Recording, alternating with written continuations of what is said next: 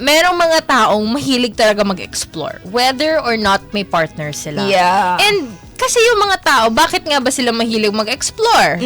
Wala, kasi it's fun, 'di ba? It gives you satisfaction. Isa lang yan. Satisfy yung cravings mo. Yes, at ang mga lahat tayo, merong curiosity. Exactly. So, yung pagiging curious natin, ayan, yun yung makulit sa atin di ba? Totoo. Gusto nating itry ang isang bagay na alam naman natin na kahit hindi pa pwede, itatry natin. Totoo May naman. mga ganon, no? Or minsan, may mga bagay na parang mahirap siya, pero gusto nating itry. Kahit na may risk, malaking i-risk mo, diba?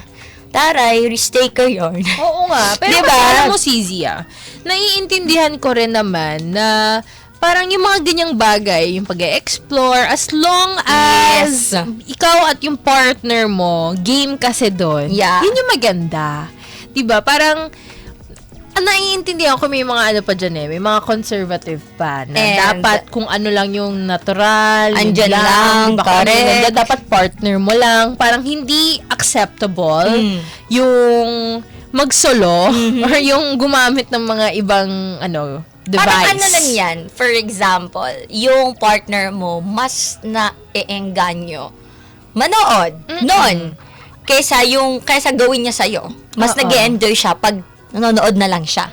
Diba? Parang ganun yung medyo hawig siya dito sa laruan. Oo, but you know, Cizia, tinisip ko din yan kanina Diba? Meron kasing pagkakaiba yung pagnonood Actually, versus pero sa paggamit. Kasi yung pagnonood, meron kang nakikitang ibang tao. So, may pinagbabasihan ka visually. Now, pagka yung ginagamit mo lang is yung laruan. So, parang, ano siya? imagine mo dun?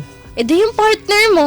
O, dapat di na lang yun nga yung yun nga para yung mas mindset ni Jerma. Diba? Para mas ma-enhance. Parang yun din naman yung gusto ni Jerma Para mas maging explosive. Yun. Para mas maging, as in talagang out-of-body experience. Yung sinasabi nga nila. Diba?